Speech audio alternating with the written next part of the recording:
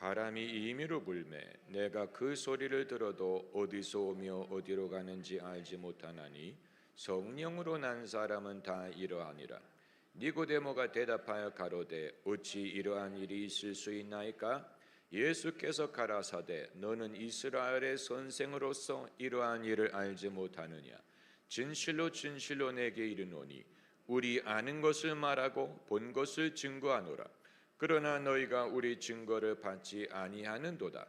내가 땅의 일을 말하여도 너희가 믿지 아니하거든 하물며 하늘의 일을 말하면 어떻게 믿겠느냐? 아멘.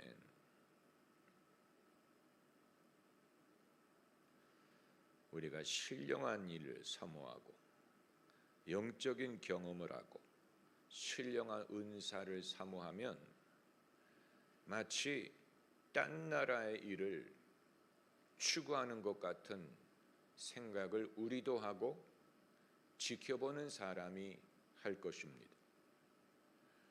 영적인 것을 추구할수록 그것은 딴 나라, 별천지, 뜬금없는 하늘에 속한 굉장히 추상적인, 굉장히 형이상학적인, 그게 영적인 영이라는 것의 이 뜻이기 때문에, 이 정의이기 때문에 스피리추얼, 영적인 신령한 이런 것을 말하는 것으로 생각을 하기 쉽죠. 우리도 그렇게 생각하고 지켜보는 사람도 그렇게 생각해서 저 사람은 신령하다라고 말하면 주로 그 사람이 현실적인 그런 면이 발달하는 게 아니고 어떤 외골수적인 신비한 미스티컬 이런 마치 이 무슨 산에 올라가서 돌을 닦는 사람처럼 광야에서 기도하는 사람처럼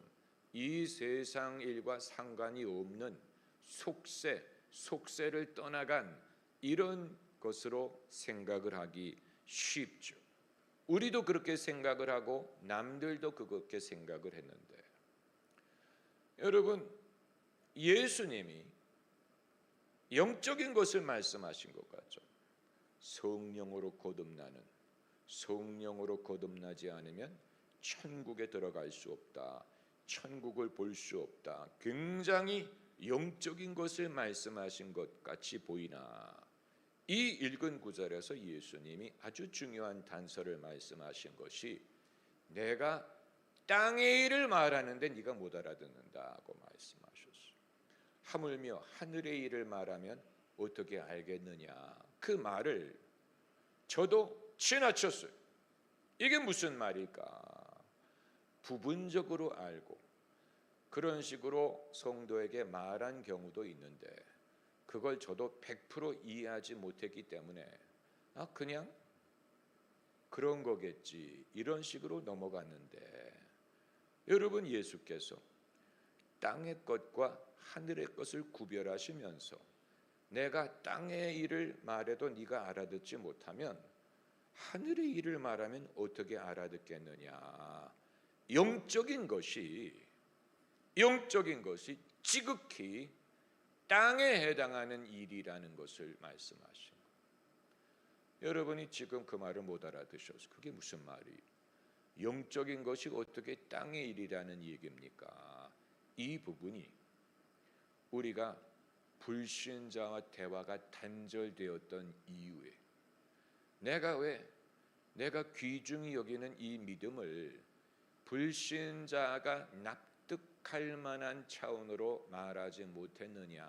그 이유는 나도 편견을 갖고 있었던 거예요. 이 모든 것은 하늘에 속한 일이야. 하늘의 것을 추구하라고 했어.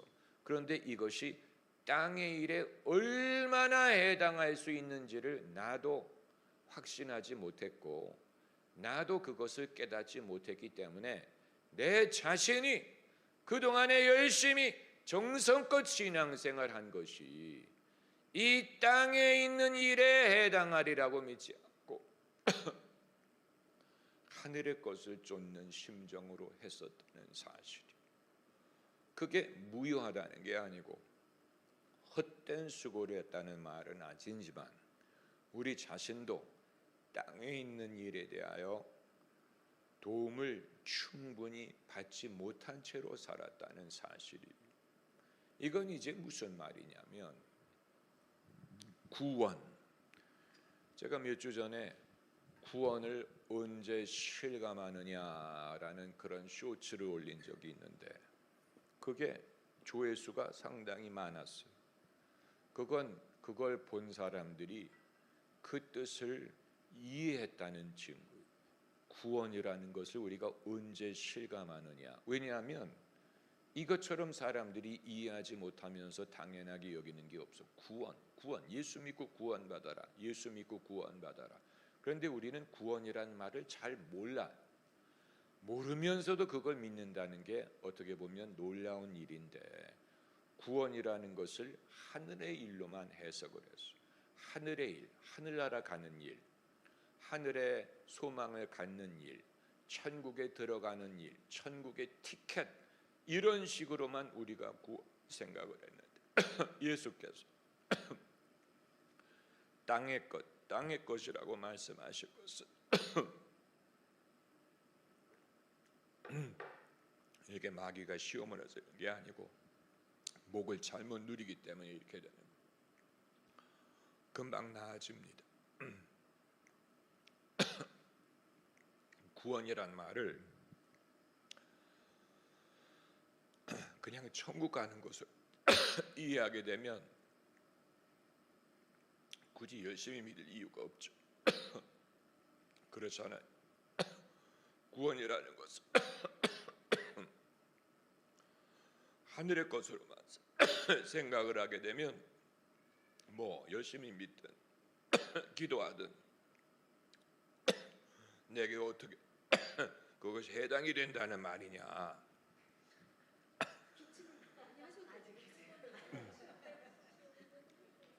그런데 구원이란 말을 아주 쉽게 사랑으로 규정하면 구원을 받는 게 절대적으로 필요하다는 것을 깨닫게 되고 내가 구원을 받음으로 이 땅에서 사는 이 시간부터 사랑을 주고 사랑을 받고 사랑을 믿고 사랑을 실천하는 것이라고 해석을 하면 모든 사람이 구원을 받아야 되고 구원을 받는 것과 못 받는 것 사이에는 엄청난 차이가 있고 구원을 못 받는 것은 모든 사람의 손해고 막심한 손해고 그리고 예수 그리스도 이외에는 이 문제를 해결해 주실 분이 없다는 사실을 깨닫게 됩니다.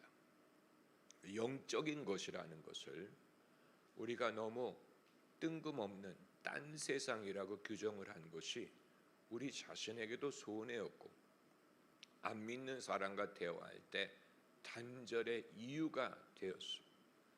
우리가 조금 더 지혜를 얻어서 구원에 어떤 혜택이 있느냐, 구원에 어떤 변화가 있느냐, 내가 구원을 받음으로 무엇이 달라질 것을 알 수 있느냐를 사랑의 차원에서 보게 되면 내가 구원을 받음으로 이제 처음으로 사랑의 가능성을 믿게 되고 사랑을 받고 있다는 사실을 발견하게 되고 사랑의 부재함으로 벌어졌던 수많은 오해와 단절과 아픔을 치유할 수 있다는 가능성을 믿게 되고 그리고 나도 사랑을 실천하는 법을 배우게 되고 그리고 세상에 사랑이 어디 있느냐 사랑을 어떻게 소망할 수 있느냐 하는 이런 그 절망으로부터 벗어날 수 있는 유일한 길이 예수 그리스도 안에 있다는 사실을 발견하게 됩니다. 그리고 변화의 새 사람이 된다는 것. 여러분 회개라는 것을 우리가 잘못 배운 부분이 얼마나 많은지 몰라요. 저도 젊은 나이에 예수님을 믿었을 때 그때 제게 회개를 가르쳐준 사람들은 대부분이 단편적인 행위를 회개하는 것만 가르쳤어요. 음란한 마음을 갖는다든가, 누구를 미워한다든가, 무슨 욕을 한다든가, 행위적인 요소, 행위적인 것을 죄로 규정하고 그것을 창피하게 여기고, 내가 오늘 뭐 음란한 생각을 했다, 내가 무슨 뭐 오늘 무슨 뭐 욕을 했다, 이런 행위적인 것, 행위적인 것에 초점을 맞추고, 회개라는 것은 그것을 잘못했습니다, 용서해달라, 이런 식으로 어떤 여러분 무슨 말인지 못 알아들으면 할 수 없어요. 그런데 진짜 회개는 행위를 말하는 게 아니고 우리 안에 자로잡고 있는 오래되고 뿌리 깊은 오해, 거짓, 미혹, 우리의 고집, 우리의 편견, 그리고 우리의 잘못된 성향, 이것을 깨닫고 회개하는 것은 감정적인 반응을 수반하지 않아요. 사람이 내가 누구 미워했어요 할 때는 울음이 나올 수 있어. 내가 누구 사랑하는데 미워했어. 그때는 울음이 나오지만 내가 어릴 때부터 내 자신에 대하여 사람들이 나를 무시한다고 생각하고 나는 마치 레아와처럼 남에게 사랑을 못 받는 사람이라는 그 생각이 내 안에 들어와서 굳어지고 그것이 나의 성격을 형성하고 내가 사람들을 접할 때 늘 레아의 관점에서 그것을 보고 그래서 나는 늘 찬밥 신세야. 나는 누가 라헬을 먼저 좋아하고 그 다음에 레아. 항상 나는 뒤천에 처진다. 이런 이 무지함, 이 두려움, 이 박탈감, 이 오해가 내 안에 주인 행사를 하고 내 감정과 내 인간관계와 내 세계관을 주장했는데 진짜 회개는 내가 일평생 레아의 감정에 지배를 당하면서 살았었구나. 내가 그것을 미처 깨닫지 못하고 그것을 당연하게 생각하고 내 삶에 이건 내 몫이야, 내 삶의 일부야 라고 내버려 두었구나. 이제 이것을 어떻게 벗겨버리고 이것을 내보내고 내 중심에 변화를 일으킬 수 있느냐. 이게 바로 마음을 새롭게 함으로 변화를 받아 하나님의 뜻을 구별하는 원리인데 이렇게만 말하면 이게 회개와 무슨 상관이 있는지 우리가 깨닫지를 못하다 보니까 회개는 회개고 마음을 새롭게 하는 건 마음을 새롭게 하는 거야. 별개의 것으로 생각을 했는데 진짜 회개, 진짜 변화를 일으키는 회개는 마음을 새롭게 함으로 변화. 이건 시간이 걸리고 이건 뿌리 깊은 차원에서 시작하는 것이고 이게 진짜 변화를 수반하는 것인데 행위를 회개하는 것은 여러분 100번, 100날 행위를 회개해 보세요. 변화가 일어나나? 똑같은 것으로 돌아갑니다. 똑같은 것으로 돌아갑니다. 교회가 그걸 몰랐기 때문에 성도들은 늘 나무라서 너희가 회개하고 똑같은 죄 짓는다. 너희가 회개하고 또 짓는다. 이런 식으로 말한 것은 가르치는 사람이 오해를 불러일으킵니다. 그런 식으로 교회가 가르쳤어요. 성도들이 그것을 그대로 배웠어요. 그래서 늘 행위를 미안하게 여기고 행위를 죄악시하고 행위를 백날 회개해 보세요. 뭐가 달라지나? 하나님이 우리의 행위를 가지고 트집을 잡는다고 생각을 한 거예요. 우리의 행위가 하나님을 슬프게 만드는 것으로만 생각을 했는데 사실 하나님은 우리 중심에 있는 그걸 말할 어휘가 부족해요. 왜 교회가 행위 초점을 맞췄는지 이해가 되는 이유는 중심의 것을 말하는 것 자체가 어려워요. 어휘가 존재하지 않아요. 잘못 사용하면 잘못된 이 오해를 낳을 수 있게, 이게 뭐를 말하는 것인가, 이게 뭐를 말하는 것인가. 사람마다 그 스토리를 말하기 시작하면 한도 끝도 없을 것입니다. 제가 아는 어떤 토론토의 목사님이 원래는 캐나다에 이민 와서 토론토 한인회 회장을 하신 분. 근데 그분이 늦지막한 나이에 목사가 되셨어요. 근데 그분이 목사가 되면서 한 가지 자기 간증을 했는데 무슨 얘기를 하셨냐면, 그분이 경동고등학교를 다닐 때 학생회장을 했다는. 그런데 한 번 학생회장을 한 것이 해봤더니 그 공명심의 맛이 들린 거예요. 사람들 앞에 나서서 말을 하고 사람들이 칭송하고 이 공명심에 맛들인 것이 일평생 그를 따라다녔다. 그래서 그 공명심에 맛들인 것이 정말로 하나님의 뜻을 분별하고 실천하는 데 방해가 되었다. 그걸 나이가 한참 들어서 깨달은 거예요. 내가 왜 원래는 하나님의 종으로 부름을 받은 사람인데 내가 그것을 가지 않고 무슨 한인의 회장으로 출마하라, 뭘 하려고 한 자리를 얻으려고 했던 게 그 이유가 무엇일까?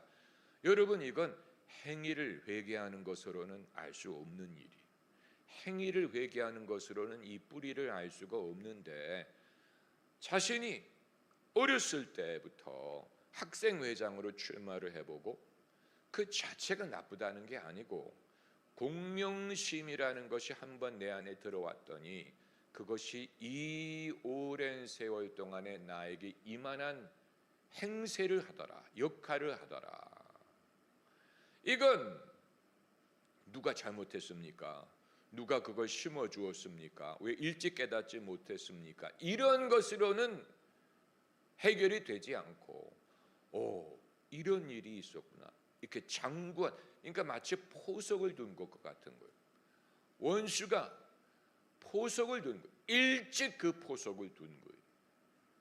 당장은 나타나지 않는데 이후에 두고두고 원수가 이길 수 있는, 우리를 왜곡하게 할 수 있는 포석을 두었던 거예요. 그리고 내가 그걸 허용한 거예요. 그리고 내가 그걸 모르고 있었던 거예요. 그리고 산 거예요. 그동안에 예수님도 믿고 뭐 열심히 믿으려고 애를 썼는데 왜 중심에 변화가 일어나지 않는가를 모르고 있다가 이제 하나님이 주신 깨달음을 통해 그걸 알게 된 거지요. 한 예를 말씀을 드리는 거예요. 한 예를, 이런 예는 수도 없이 많아요. 제가 말씀드리는 건 이 모든 게 땅에 속한 일이라는 얘기. 땅에 속한 일을 지금 말하고 있는 거예요. 뜬금없는 별천지 얘기를 지금 하고 있는 게 아니에요. 왜 너는 뭐 천사가 눈에 안 보이느냐, 무슨 뭐 하나님을 못 봤느냐, 무슨 뭐 이런 딴 세상의 일을 말하고 있는 게 아니고 굉장히 합리적이고 또 뭡니까, 이 타당성이 있고 명백하고 자명하고 부인할 수 없는 일인데, 그리고 그게 내 삶에 엄청나게 영향을 주고 내가 하나님의 뜻을 알지 못하고 따라가지 못하고 누리지 못하는 이유였는데, 내가 예수를 믿은 다음에도 영적인 사람이 되는 것이 별천지를 추구하는 것으로만 생각을 하다 보니까 이렇게 하나님의 나라에 속한 것이 내게 가까이 있었는지를 미처 깨닫지 못하는 것이죠.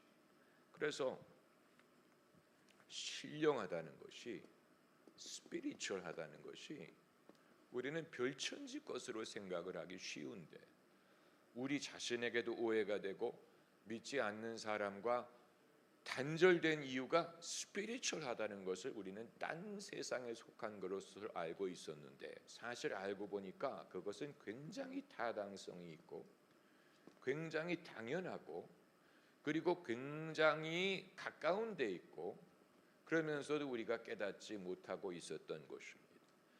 신령한 은혜를 우리가 추구할 때 이것을 발견하게 되는 것입니다. 그리고 이걸 알면 안 믿는 사람이 자기가 믿지 않는 것을 고집하고 믿음을 거부할 이유가 없어요. 왜냐하면 이건 모든 사람이 필요로 하는 것이기 때문에. 예수 믿어서 그렇게 되는 거야? 예수 믿어서 내가 그렇게 될 수 있는, 내가 그걸 알았으면 더 일찍 믿었을 텐데, 당연히 내가 예수를 믿을 텐데, 이 믿음이 나에게 유익하고 내게 필요한데, 그걸 우리가 설득시키지 못했던 이유는 우리도 깨닫지 못했기 때문에, 우리 자신도 신령한 것이 별천지 것이라는 생각이 지배적이었어요. 우리가 거기에 대해서 깨닫지를 못한 거예요. 영적인 것, 영적인 것이라는 말 자체가 주는 그 인상이 우리의 생각을 약간 빗나가게 만든, 영적인 것을 추구함으로 우리가 이 세상을 외면하고 하늘의 것을 추구하는 것으로 생각을 했었는데, 사실은 영적인 것을 추구함으로써 하나님은 우리에게 사랑의 가능성을 믿게 하고, 사랑의 능력을 얻게 하고, 사랑이 이미 있는 것을 깨닫게 하고, 그리고 사랑의 불씨가 꺼져가는 것을 되살릴 수 있게 하고, 이런 식으로 정말로 필요하고 유익한 일이었는데 우리가 미처 거기에 대해서 깨닫지 못한 그런 책임이 있는 것입니다. 그러므로 신령한 모든 은사를 이 차원으로 우리가 해석을 해야 됩니다. 예언을 하는 것이든 지식의 말씀, 지혜의 말씀, 영분별 이런 모든 것을, 그걸 통해서 우리가 별천지 세계로 들어가서 무슨 미스틱이 되자. 미스틱을 뭐라고 불러요? 신비주의자, 신비주의를 하자. 이것을 생각하면 이건 정말 잘못된 거고, 산에 올라가서 무슨 미스틱이 돼, 이걸 말하는 게 아니고 굉장히 현실적인 것이고 정말로 우리의 실존에 필요한 것이고, 우리가 다른 방법으로는 소망할 수 없는 그런 것을 말하는 것입니다. 이 부분에 있어서 이제 제가 사례가 동이 떨어져 가지고 여러분에게 다른 사례를 들면서 설명할 수가 없이, 저희 애가 저보고 아빠는 나르시즘적인 성향이 있지 않은지 확인해 보라고 말한 적이 있어요. 여러분 웃지 마세요. 저도 처음에는 무슨 소리야, 무슨 불효자식 같은 말이 어디 있냐 이렇게 생각을 했어요. 나르시즘, 내가 나르시즘? 나는 그리스도를 위해서 헌신한 사람이야. 나는 십자가를 지은 사람이야. 왜 내가 나르시즘이 있다는 얘기야. 그래서 처음에는 반발했는데 며칠 지나면서 하나님이 깨달음을 주신 거예요. 이게 정말 성령이 아니면 이걸 깨달을 수 없는, 내가 어떤 면으로 나르시즘적인 면이 있다는 얘기냐. 기독교인이 되고 주의 종이 된 후에 나르시즘이 그 옷을 입고 있었던 것뿐이지 없었던 게 아니. 어떤 식으로 나르시즘적인 성향이 내게 있었냐. 저의 추구하는 목적에 부합하지 않는 사람을 무익하다고 여기는 습관이 있었어요. 다시 말하면 사람을 볼 때, 성도든 세상 사람, 아는 사람, 모르는 사람, 모든 사람을 볼 때 그들을 도덕적으로 평가를 했는데, 무의식적으로 도덕적인 평가를 했어요. 무의식적으로 도덕적인 평가를 했는데 무엇을 기준으로 평가를 했느냐? 내가 추구하는 목적에 부합하는 사람은 옳은 사람이고 부합하지 않는 사람은 무관한 사람이다라고 제가 본능적으로 평가를 하면서 살고 있었던. 그런데 이게 어떤 객관적인 하나님의 나라에 부합하느냐를 말한 게 아니고 내가 추구하는 천국에 부합하는, 그 일에 협조하는 사람은 유능한 사람, 그 사람은 도움이 되는 사람, 나와 상관이 있는 사람, 그리고 거기에 부합하지 않는 사람은 무익한 사람, 무능한 사람, 상관이 없는 사람으로 도덕적인 평가를 하고 있더라고요. 이것처럼 나르시즘이 없는 거예요. 제가 이걸 깨닫지 못했어요. 내가 왜 이렇게 생각을 했을까? 이제 이건 저의 어린 시절로 돌아가서 그동안에 제가 살아왔던 방식의 그 열쇠가 있었던 거죠. 이건 그걸 말하기 시작하면 저의 자기 고백과 자서전이 될 것이기 때문에 여러분에게는 큰 도움이 되지 않을 것입니다만은, 여러분, 이건 그냥 회개해서 바뀔 수 있는 게 아니에요. 그냥 하나님, 저의 나르시즘을 용서해 주세요 한다고 이게 달라지지 않아요. 이건 그렇게 해서 되는 게 아니에요. 이건 이게 상당히 오랜 기간 동안에 지속되고 있었던 것인데 내가 왜 이렇게 생각을 하게 됐을까? 그 뿌리로 돌아가서 그 중심에는 별의별 게 있겠지만 두려움이 있고 안타까움이 있고, 그리고 원망 같은 게 있고 섭섭함이 있고 탓하는 마음이 있는 거예요. 나는 이렇게 선한 일을 하려고 하는데 왜 사람들이 안 알아주고 안 도와주고, 왜 그걸 칭찬하지 않고 나 몰라라 하고 등을 돌리고 무관할까? 이게 하나님도 그렇게 생각을 안 하는데 저는 그렇게 생각을 합니다. 이게 못됐다, 믿음이 없다, 저 사람들은 상관이 없다, 이런 식으로. 여러분, 저만 이런 이 함정에 빠질 것 같아요? 열심히 믿으려는 사람이 빠지기 쉬운 함정, 주님을 섬기려고 하다가 빠지기 쉬운 심정. 이전에는 우리가 그런 식으로 생각을 안 했는데 열심히 주님을 섬기려고 할수록 나는 열심히 수고하는데 왜 사람들이 협조를 안 할까? 협조를 하는 사람이 너무 고맙고 그 이외의 사람은 저 사람은 나와 상관이 없어, 인연이 없어, 저 사람은 내게 도움이 안 돼, 이런 식으로 나 중심적으로 생각하는 것은 금방 순간이, 그리고 은연중에 그게 나르시즘적인 것으로 발전을 하게 되니까 내가 그 근본에 있는 것은 결국 교만이죠. 교만. 이게 그냥 쉽게 이게 교만이야라고 말하기는 어렵지만 그 중심에 있는 것은 내가 충분히 겸손하지 않았던 것. 이름 없이 빚도 없이 한다는 것은 창 너머로 도망가고, 나는 이름도 있어야 되고 빚도 있어야 되고 인정도 받아야 되고 사람들이 도와줘야 되고 상급이 있어야 되고 사람들이 모여야 되고, 이런 식으로 내가 요구하게 되었다는 것.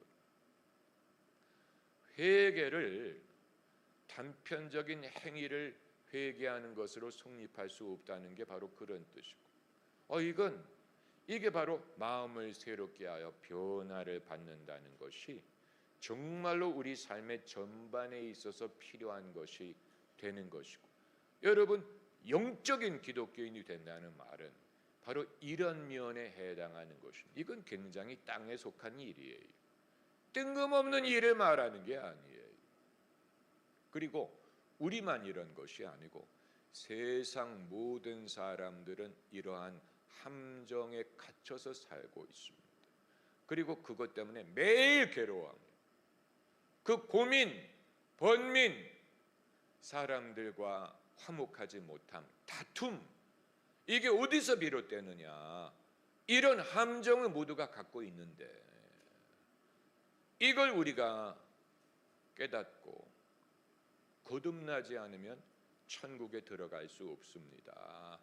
이 함정에서부터 우리가 벗어날 수 있는 길은 예수 그리스도밖에 없습니다. 이렇게 말하면 여기에 대해서 반발할 사람은 아무도 없어요. 왜냐하면 모두에게 해당되는, 이게 땅에 속한 일이기 때문에. 그러네요. 정말 그러네요. 예수님 이외에는 소망이 없네. 예수님 이외에 누가 나를 여기서 구원할꼬? 나는 곤고한 자로다. 누가 나를 여기서 구원하였고 그리스도 예수 안에 있는 자는 정죄함이 없나니. 여러분, 이 할렐루야. 우리가 신령한 것을 사모함으로 하늘 높이 올라가는 줄로 알았는데 신령한 것을 사모하는 중에 오히려 우리는 가장 땅의 근본적인 것을 발견하게 되고 여기에 대한 소망을 얻게 되는 것입니다. 할렐루야. 여러분, 제가 말씀드리는 게 이해가 되시기를 바랍니다. 이걸 알면 신령한 은사가 어떤 목적을 이루는지를 알게 되는 거예요. 예언이든 왜 우리가 예언을 하라고 하느냐? 지식의 말씀, 지혜의 말씀.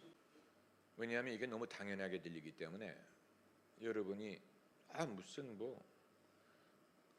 그것보다는 굉장히 영적인 것을 말해도 천국에 들어가는 문에 12개 문이 있다든가 무슨 이런 거를 말해야 정말 그럴듯하게 들리는데, 여러분, 예수님이 하신 그 산상수훈이라든가 예수님이 드신 비유를 보면 그것보다 지극히 인간의 상황을 말한 구절이 없어요.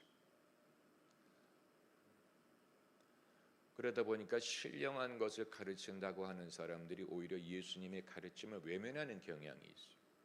무슨 애통하는 것이라든가 뺨을 돌리는 것이라든가 심리를, 여기에 대해서 이거 너무 당연하기 때문에 신령한 것을 가르치려고 하는 사람들이 오히려 그걸 회피합니다. 그리고 무슨 요한계시록을 에스겔서를 찾아간다든가 거기에 신령한 것이 있으리라고 생각을 하는데, 정말 신령한 것은 굉장히 이치에 닿는 것이고 합리적인 것이고 우리의 실존에 해당하는 것이고, 그리고 우리가 그걸 외면하기 때문에 이 스스로 해결하지 못한 부분인 거예요.